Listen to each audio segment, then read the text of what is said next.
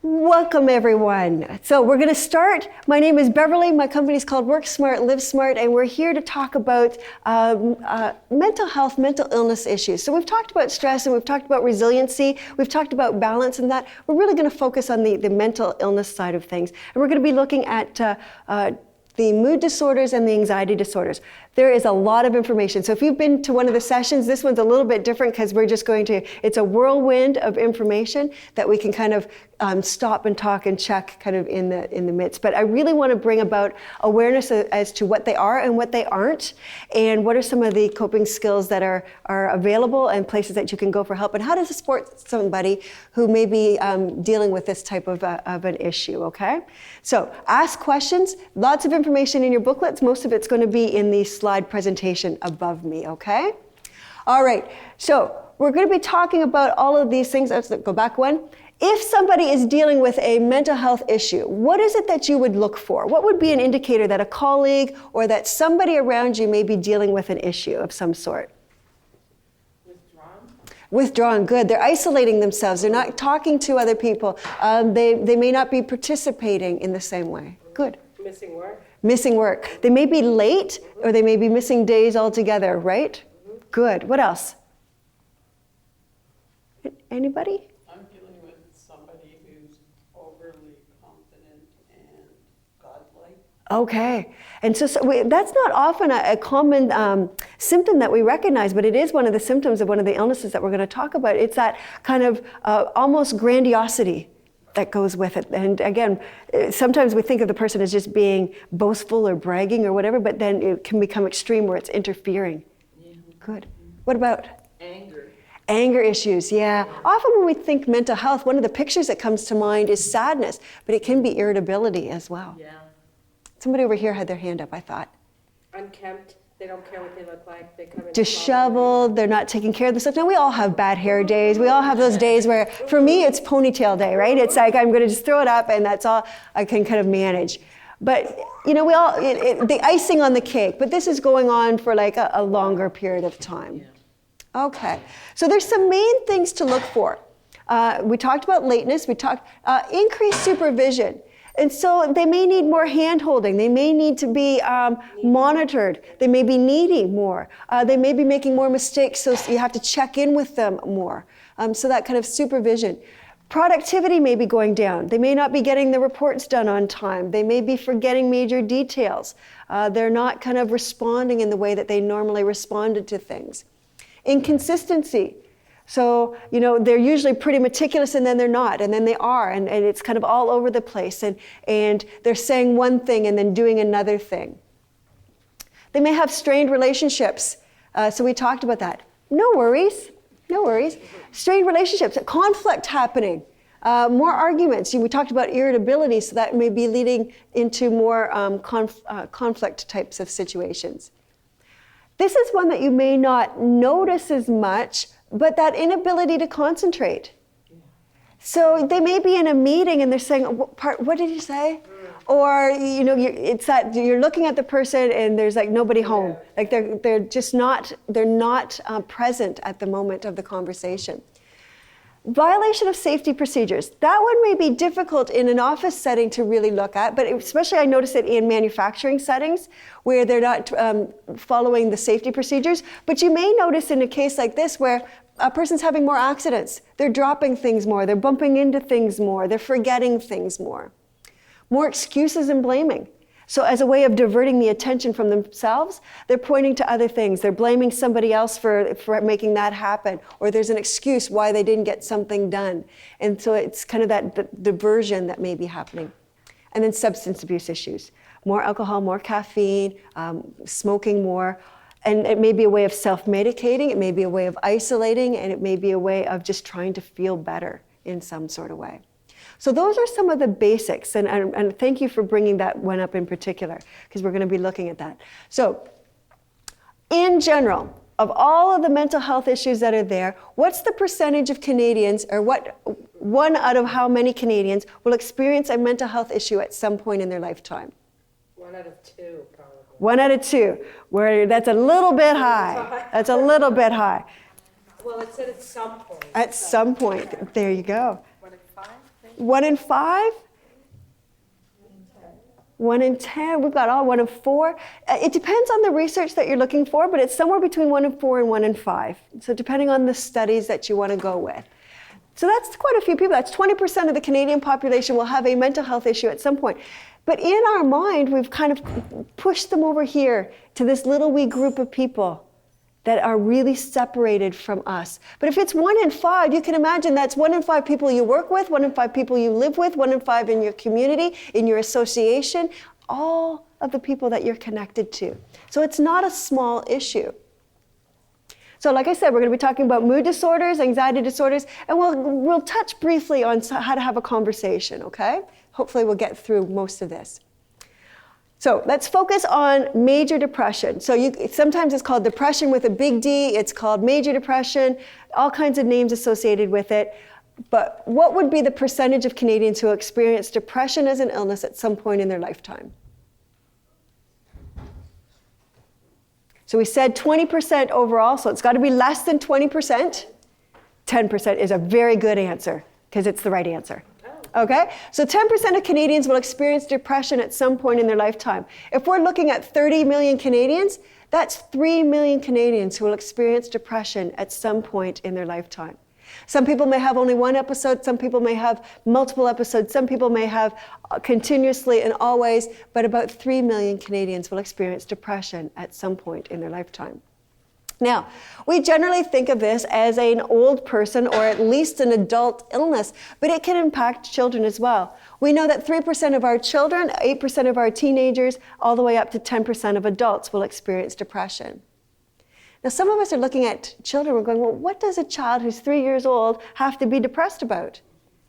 This isn't an illness of choice, it's a biochemical illness. It's where an organ in your body is not working the way that it's supposed to.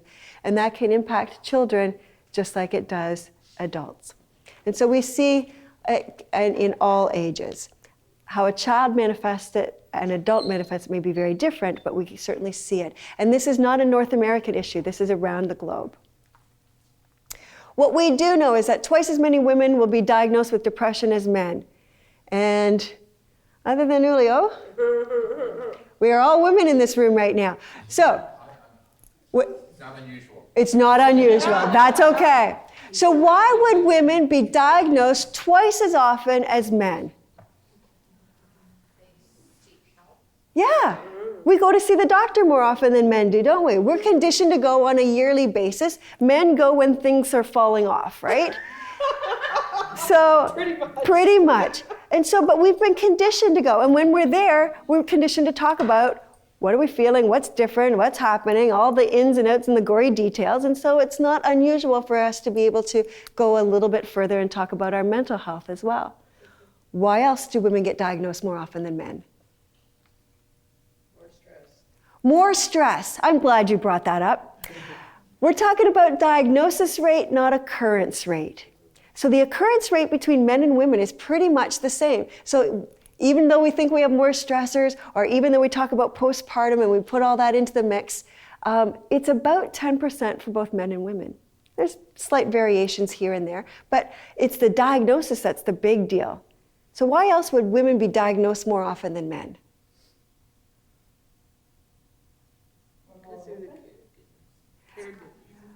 So a couple things. We're more open, and caregiving kind of go hand in hand because we talk, right? We share, we're asking questions. So not only are we going to the doctor, we're talking about what's going on.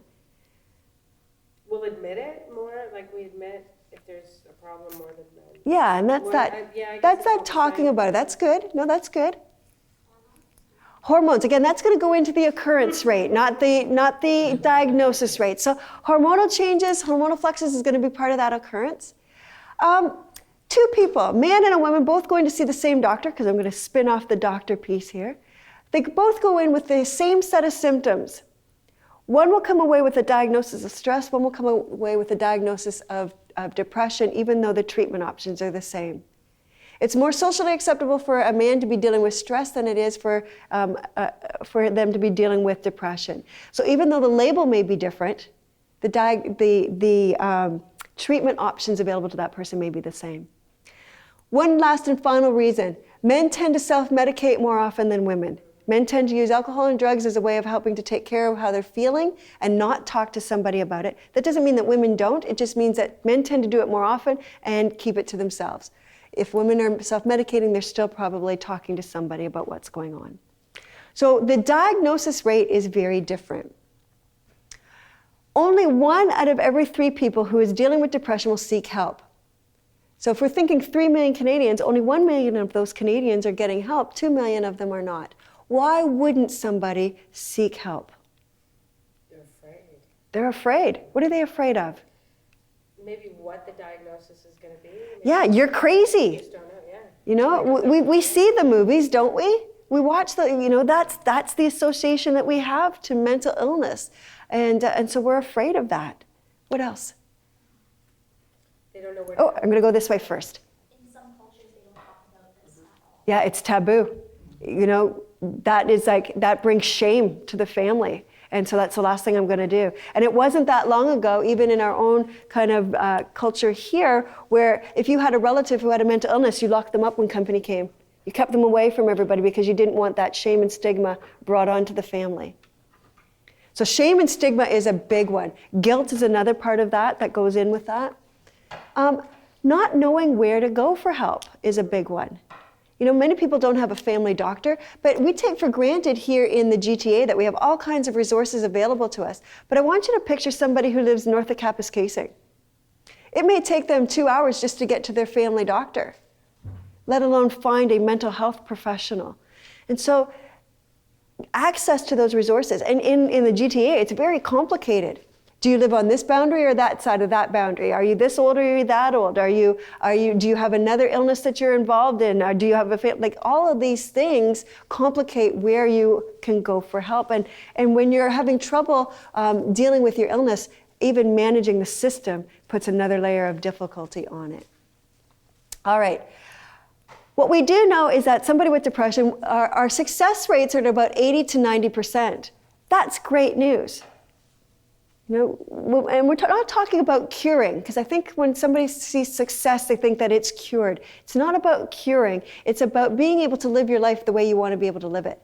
It's about having enjoyment and motivation back into your life when depression takes those kinds of things away. And so the person's able to function again. I think the sad part of this is that 15% of people with severe untreated depression will commit suicide. They'll die by suicide. And you know, we talk about mortality rates when it comes to things like cancer and heart disease and diabetes, but we don't talk about mortality rates when it comes to mental health issues. And we have people who are at risk, who are vulnerable, who are having trouble making decisions, who are seeing that this is the way life is and are seeing that they have no options available to them and are dying by suicide. And so we need to be very cognizant of that. And we need to help more people find ways of getting into treatment and not being left on their own. All right, so symptoms. In your booklets, if you turn to page, 5 and 6 in your booklets, you're going to see some of the symptoms associated with depression. And so when we talk about the symptoms, many of us can relate to these symptoms. So the first one that we are really aware of is sadness. You know, that person who's crying, who's weeping, who's very sad.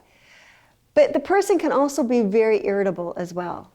And so often we think of sadness, but we don't think of irritability. In children, you're likely to see sadness. In teenagers, you're more likely to see irritability. And in adults, you could see either or. So that person who's grumpy, who's edgy, who's bitchy, whatever word you want to use, can be just as depressed as that person who's sad and who's weeping. Fatigue, not having enough energy to make it through the day. Maybe you've slept for 12 hours, you get up and you still feel like you've got no energy to give. That sense of being completely worn out. Sleep disturbances, not being able to fall asleep, not being able to stay asleep. It could be night terrors, those types of things. And again, not waking up feeling energized once you've had a night's sleep.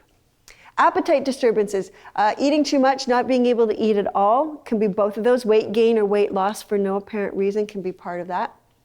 This is a big one. Feelings of hopelessness, helplessness, worthlessness, and guilt. This is what prevents people from seeking treatment. The feeling of this is who I am, this is what I deserve, this is what it means to be me. Not recognizing that what they're experiencing is not part of the normal kind of experience and that it's actually an illness. And that sense of, even their best friend may have been helped. The best friend may have gone to see a doctor and it's been helped, but it can't help me. That sense of I'm beyond reproach or reach. Nothing is going to make things better for me. And that makes it really difficult because you can be giving great advice to the person.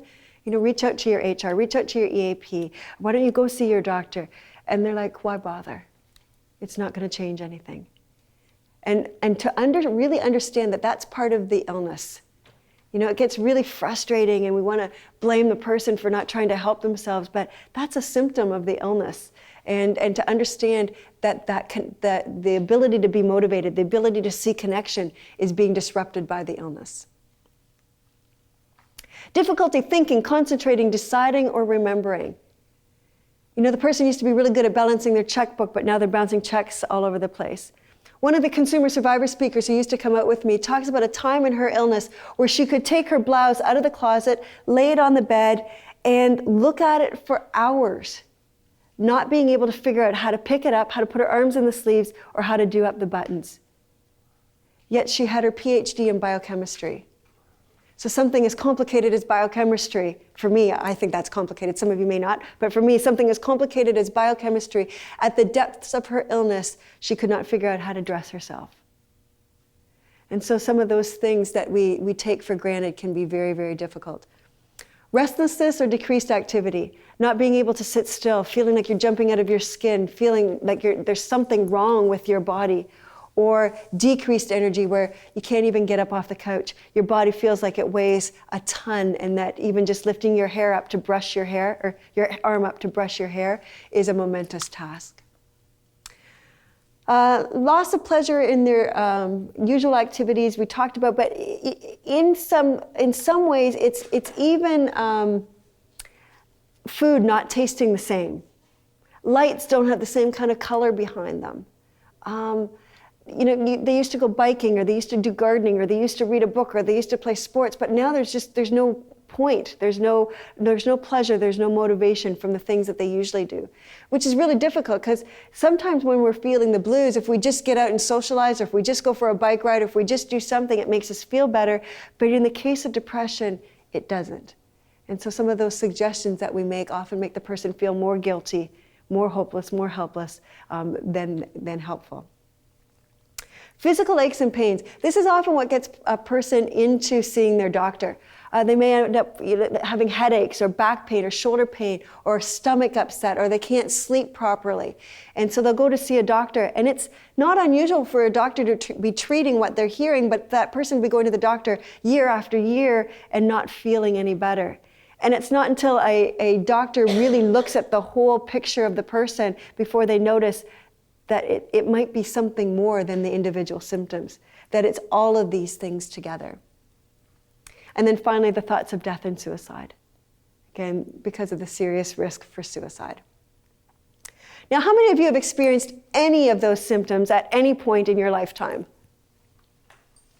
How many of you can really recognize that in about the month of February, March? You're hitting the snooze button several times. You don't feel like you've got the same amount of energy. Everything's feeling blah and blah. You can't wait for the winter to be over, right? Yeah. Many of us kind of feel some of these symptoms, but the amount that we feel compared to somebody who's dealing with depression is like on this sliding scale. And so often we equate going, yeah, I felt that way before too, but what we're talking about is over here, and what they're talking about is way up and over here. And so though they may be similar, they may not be the same. How do you know though? How do you know where you are on this scale? And what we talk about with depression is that the mood is spiraling down, it's getting deeper. For most of us, we may have the blues for a day, a couple of days. We may even take work off for a day or two. But in this case, the mood is getting deeper and deeper. It's lasting for at least 2 weeks, so that's the minimum benchmark. If not every day, almost every day, the person's been feeling this way. And the biggest piece with this is that it's interfering with the person's life. When we have the blues, most of us are still able to take care of our families. We're still maybe able to get to work and get some things done. Maybe not at the same level, but we're able to get the most part done. Now, when I talk about interfering with a person's life, it doesn't have to interfere with every aspect of the person's life. Because I've had where somebody's been diagnosed at work and the people around them go, we had no idea. Because that person did everything that they could to hold it together while they were at work, but when you saw them in their personal life, it had completely fallen apart.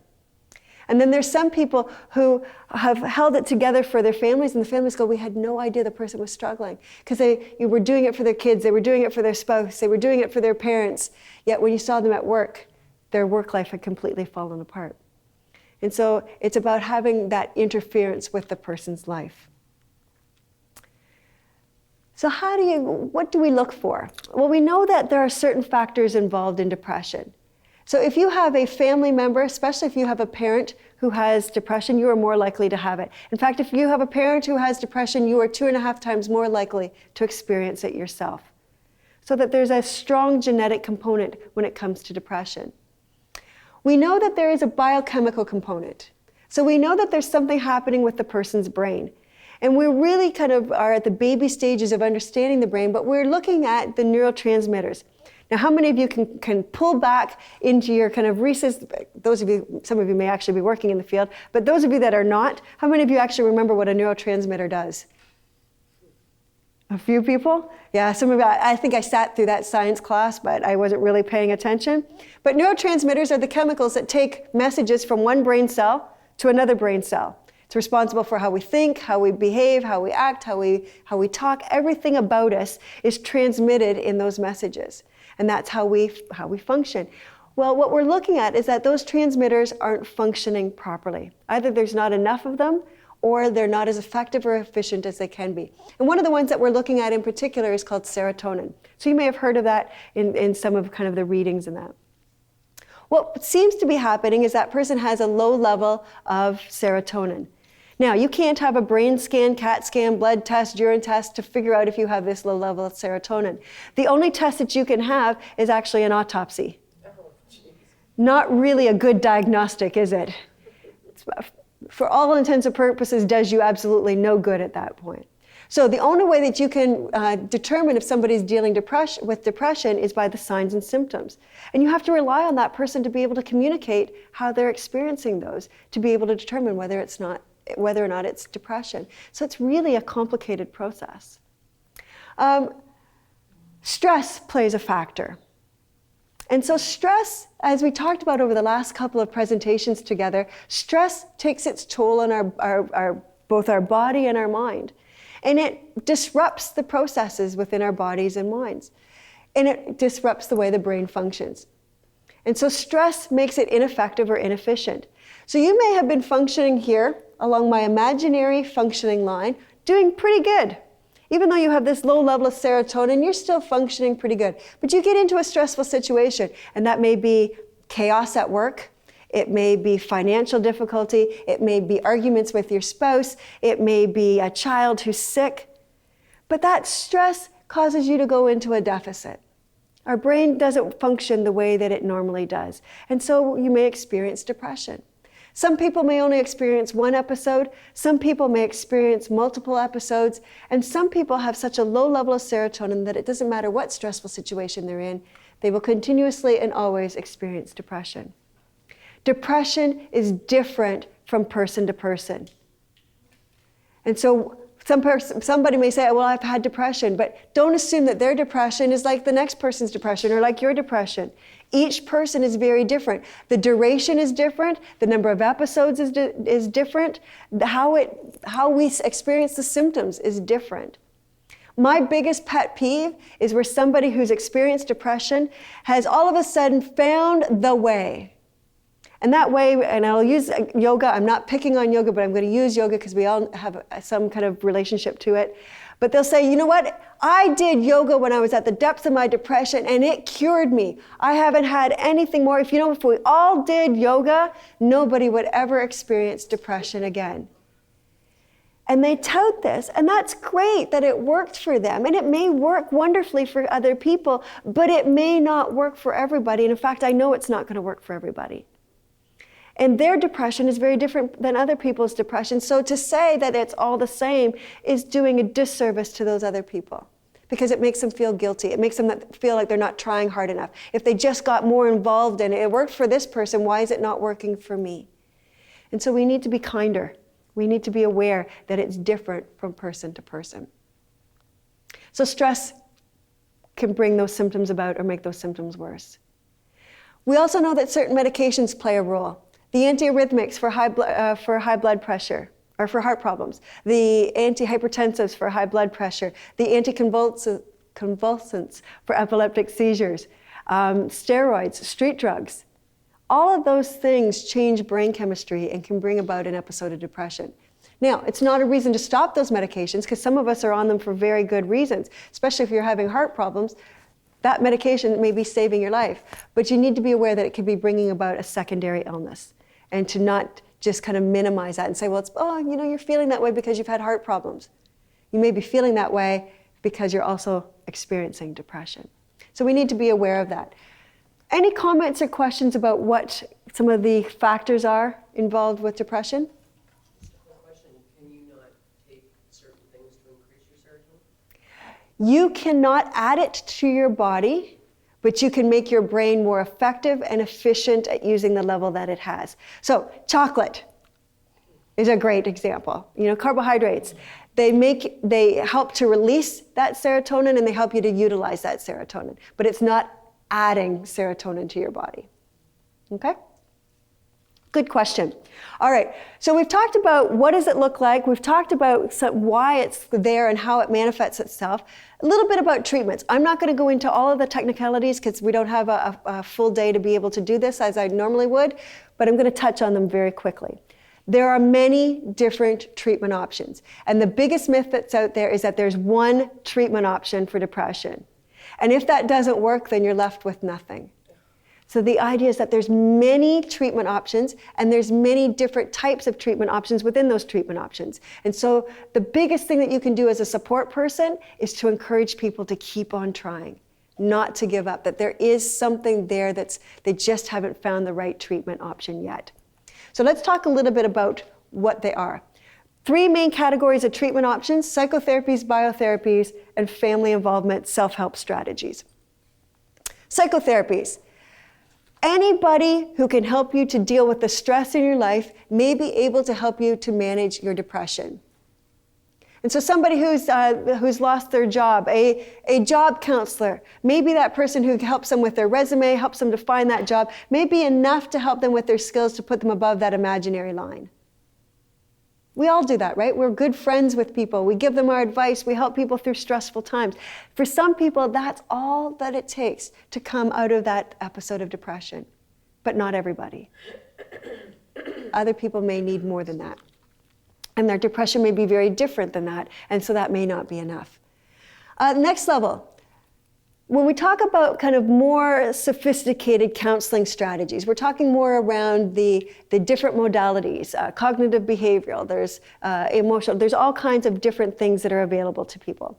Therapists, psychiatrists, psychologists. What's the biggest difference between a psychiatrist and a psychologist? Which one? A psychiatrist is a medical doctor who can prescribe medication. A psychologist has their PhD, can also prescribe medication, but does that in conjunction with a general practitioner. So sometimes we really separate them out and say, well, this one only deals with medication and this one only deals with counseling. The lines are blurry, they do cross, but generally psychiatrists specialize in medication, psychologists specialize in the counseling side of it. Biggest difference as far as the public's concerned between those two?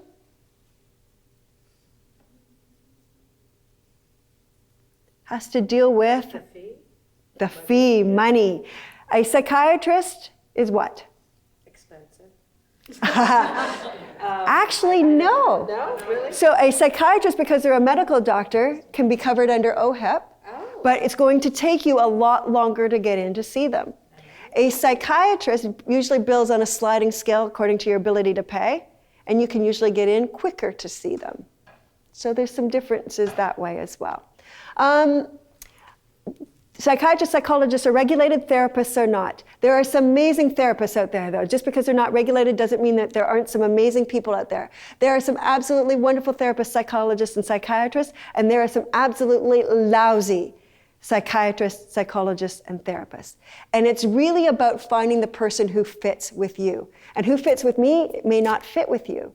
And so as a support person, if they say, I tried that psychology or that counseling thing and it didn't work, it's probably because it wasn't the right person. Just like we have friends, and just like you meet people and you like them or you don't like them, it's the same, it's a relationship. And so encourage people. Say that, it's them, it's not you, it's them. Find the right person, because it's that important that it's the right person. Okay? Biotherapies. How many of you have heard of Prozac? Good. How many of you know that Prozac is addictive? Raise your hands. How many of you know that Prozac is not addictive? How many of you now are not sure whether it's addictive or not addictive? Good, okay. When we talk about anti-anxiety or antidepressant medication, very different than the anti-anxiety medications. Anti-anxiety medications are highly addictive. Antidepressant medications are not addictive. An addictive substance is something that you need more and more of in order to have an impact. In the case of the antidepressant medications, they're not addictive. Once they find the right dosage for you at the right level that has the least amount of side effects and has the most impact, you're generally on that medication unless you go through hormonal changes. So teenage and menopausal years are big changes for people, or unless you go through a really stressful situation that's throwing your body chemistry completely off. You cannot add serotonin to your body, you make your body more efficient, and that's what the medications do. Now, some people do have an addictive response to the medication. And I'm going to give you an example. You've been dealing with depression for the last 6 years. You've been barely able to get up off the couch. Your family doesn't want to hang out with you anymore, and you've lost your job because you weren't able to get there. Life has been bleak. You finally go see your doctor, and your doctor says to you, I think this is depression. I want you to take this medication and come back and see me in 6 months. In 6 months, you go back to that person and you have a miraculous story. You feel almost like yourself again. You're able to get up off the couch. You're able to socialize again. You're able to be productive again. Life is better. And the doctor looks at you and says, okay, we're going to take you off this medication. What's your response going to be? No. Hell no, right? Yeah. Not a chance, because you never want to go back to that dark place that you were at again. That's a bad doctor. A good doctor is one that says, here's your medication. This is what you can expect for side effects. If you get these side effects, let me know, because we can talk about that. We can try to figure out what else we can do. This is how long you're going to be on the medication for. And this is what you can expect as we get closer to the end of that. We're going to slowly take you off that medication. If the symptoms don't return, you may never need treatment again. Or the next time an episode happens, we're going to know what to do about it. Or you may need to be on this continuously and always. We won't know until we get to that point. Don't worry about it right now. Let's just figure out if we can find the right medication for you. When people are involved in the process, when they've been brought in from the get-go, when they're told what to expect, they don't make the same attachments to the medication, and they don't have the same addictive response to it. Now, there are some medications that are hybrids of both anti-anxiety medications and antidepressant medications, and they can have different impacts. So I'm talking about kind of your run-of-the-mill antidepressants, your kind of standardized medications. Comments or questions with that? All right. So medications. Generally, you are on them for about a year before they slowly take you off of them to see. And the reason they've upped that to a year is because they found that the reoccurrence rate is cut in half by doing it with that. And by doing both psychotherapy and medications together, the success rate is not any higher, so it's still at about 70 to 80% for the two of them combined together. Each one is at about that on its own, so you're thinking, well, why would I bother? The bother is it cuts the reoccurrence rate. So not only are you looking at the biochemistry, but you're also dealing with the stress side of it. And those two things together seem to cut back on the reoccurrence and the duration. St. John's wort is a biotherapy. It is a homeopathic, naturopathic, and just because it has homeopathic or naturopathic, it is still a treatment. It still needs to be treated with the same respect, because often we think it's better for us, but it has side effects. It is effective on mild to moderate, but not on severe depression. But one of the side effects is severe photosensitivity. So you may have the blues in February, you go to Florida with your family, sit on a beach, and you come away with third-degree burns because you didn't realize that severe photosensitivity was one of the side effects. So we need to be careful. Everything that we do has the potential to do us harm as well as to do us good. And so we need to do it in conjunction with somebody who knows what they're doing. Comments or questions? Sorry, you're talking more about medication for depression, not anxiety. Right. It's totally- Right now we're dealing just with the mood disorders, okay? Thank you. No worries. Anything else? All right. I'm going to move along just so that we kind of keep going. There are different self-help groups here in Toronto in the GTA. We have the Mood Disorders Association. So that would be where I would go if I had specific questions. We're fortunate enough that they have a library, they have self-help groups, they have all kinds of things located close by that you can get involved with.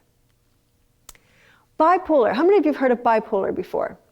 Okay, manic depression might be another name that you've heard it with. It's the same as depression along with the manic side of it. So there's the depressive episodes along with these high episodes. And so if you look on page 7 in your booklets, you'll see them listed there. Now, a couple of the symptoms that are associated with the highs are, the very first one is this grandiosity that you talked about. They feel great. Everything feels wonderful. One of the speakers who came out with me talks about how this excessive good mood was she felt glorious. There was nothing better than when she was in a manic episode. That is so very, very different than depression where you feel absolutely awful. And so treating somebody with a manic episode is very difficult because they feel good. You know, and you're saying, well, I think you need help. What do you mean I need help? You're the one that needs help because you don't feel as good as I do. So they can be very explosive as well. We often think of it as a good mood, but it can also be an explosive mood as well. The last one is one of the ones that I want to highlight, and it's excessive involvement with pleasurable activities with a high potential for painful consequences, which means they get into a lot of trouble. Risk for sexual promiscuity in teenage years, where they don't think about the consequences. And so STDs are a big part of that. Drug and alcohol experimentation, where even though they know other people have gotten hurt from it, it's not going to happen to them. Or they can drive down the highway at 160 kilometers an hour because they are the best driver ever. Or I am the luckiest person ever. You know what? I'm going to take all my money and I'm going to go to the track. I'm going to bet it all because I can't lose. This is one of the most devastating of all of the mental illnesses, because very quickly lives can be ruined, families are destroyed, they've lost absolutely everything because of those behaviors. It only takes one manic episode to be considered bipolar. So you'll see where people have been diagnosed with depression, and then the diagnosis changes, either because they recognize that there was a manic episode along the way, or because the person's now experiencing a manic episode. Let's see. Treatments. I'm going to highlight the treatment because one of the main treatments are the anti-manics, lithium being an example of that. The side effects for lithium are diarrhea, vomiting, feeling like you're completely slowed down, all the way up to convulsions, coma, and death. So I want you to imagine you're in a manic episode, you feel absolutely glorious, somebody says, I think you need to get help, and here's the medication we're recommending. What's your response going to be? You're crazy. You're the one that has a problem. I don't have a problem. I'm not taking that medication. Different. When you feel lousy, you're willing to try almost anything. But in this case, they feel great. So often people need to wait until they get where they've hit bottom, where they've ended up in the hospital, where they've ended up in trouble before they get the help that they need. All right. How many of you have had the blues? Winter blues. We talked a little bit about this. On this sliding scale, when we talk about the winter blues, all the way up to seasonal affective disorder, and it's related to the amount of light that we get, and the further away from the equator you go, the higher the rate of seasonal affective disorder. Again, the terminology here is when it starts to impact the person's life, when the person's not able to function. So most of us, we have the winter blues, and we struggle through, and we're really happy to see the spring, and we get back to ourselves again. But in the case of seasonal affective disorder, it's where that person's having that interference. They're not able to function. They're not able to do the things that they do. And treatment when it comes to this is actually related to light. So these light boxes. And when I started off, these light boxes were huge. Now they're much smaller. They are actually much more attractive. You can put it on your desk. You eat your breakfast, your morning cereal, read the newspaper for about a half an hour, and they're about 80% effective. So again, different kind of options that are available. That's not effective, then we go back into looking at the medications and other things associated with depression. Now, over the course of this is our fourth presentation. So in our first presentation, we talked about stress. Where in your body do you feel it when you get stressed out? Shoulders. Shoulders, I see a lot of people's shoulders. I see stomach, heads kind of thing happening. Anxiety is also on this sliding scale. Over here, we're stressed. We're stressed about writing exams. We're stressed about work. We're stressed about money. For some people, they get into that middle range, excessive stress. And we sometimes call these people our worry warts. But they're still able to function, but they're really focused on the things, the challenges that they're facing. And then up here, it becomes a disorder where it starts to impact the person's life. What percentage do you think for anxiety disorders?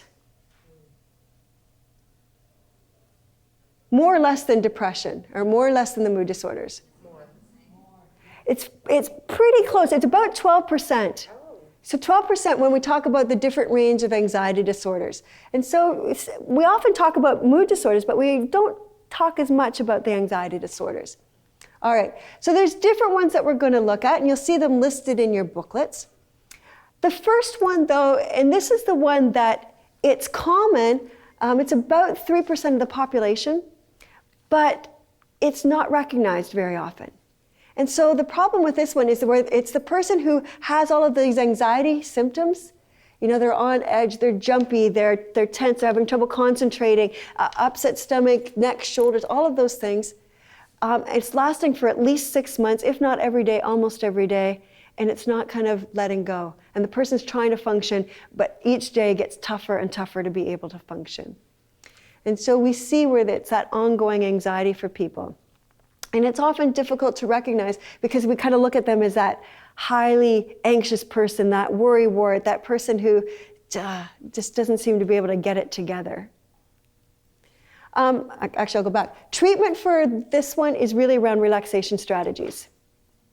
And so that can be hard to do when you're really anxious, but the idea is to start to learn them, to put them in place. Medications can be in there, but in this case, really the first line would be things such as progressive muscle relaxation, visualization, deep breathing, yoga would be part of that. All of those kind of relaxation skills in order to help the person kind of be able to pull in together, pull some control so that they can start to recognize that and be able to use that when they're at work.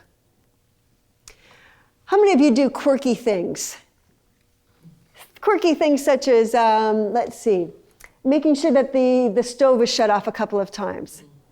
Before you kind of leave your house, or checking your alarm clock a couple of times before you fall asleep at night. Anybody? Or checking the car door a couple of times before you walk away? Okay. So many of us do these quirky kinds of things, not necessarily obsessive compulsive disorder at that point, again, on this sliding scale. Obsessive compulsive disorder is actually two parts. Obsessions, which are the thoughts, ideas, and images that are causing all of the stress, the anxiety. And then the compulsions, which are the behaviors that the person's using in order to get rid of that anxiety. Anybody ever gone to work and not been sure that you've turned the stove off? What does that feel like? It's horrible. Yeah, you drive home at the end of the day and you're checking to see if you see smoke billowing kind of in your general direction, or you hope that at least they got the dog out of the house kind of thing. Like all of these awful thoughts keep going on. That's a small amount of the anxiety that we talk about for obsessive compulsive disorder. In your booklets, turning to page, let's see, where am I going here? Page 16. You'll see in the middle of the page that there's different categories of obsessive compulsive disorders. Washers, where people are washing and checking their, washing to the point where they're actually removing the skin, so 80, 90 times a day, and actually making themselves more susceptible to the dirt and germs. One of the ones that you're probably most familiar with are hoarders. And we've seen shows about that on TV now. But this is not about intelligence. You can tell somebody who is a hoarder that if they don't get rid of all of the stuff in their apartment, they are going to end up on the street and they will have no place to live. And you will see them taking everything that they own and placing it on the street corner and going back into their apartment, and half an hour later they're coming back and they're dragging things back into their apartment because that anxiety is just so overwhelming. So what we feel is a small amount of that anxiety. And so again, having that understanding of the different degrees of anxiety that are associated with it. Post-traumatic stress disorder we're hearing a lot more about.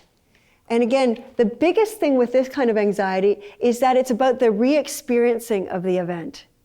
It's not the remembering of an event, it's re-experiencing it in all of the same sight, sound, and horror of the original event. So after 9/11, people were, a couple of months later, because it's at least a couple of months after the original event, otherwise it's named something else. It's acute stress disorder. But after that, after 9/11, people were phoning up in January, February, March, saying it feels like it's happening all over again. I hear a sound, and it's like I'm there again, and that trauma that's associated with it. For most of these, when we talk about treatments, in some cases it's around relaxation strategies, in some cases it's around psychotherapy, and in some cases it's the anti-anxiety medications. The difficulty with the anti-anxiety medications, though, are that they are addictive.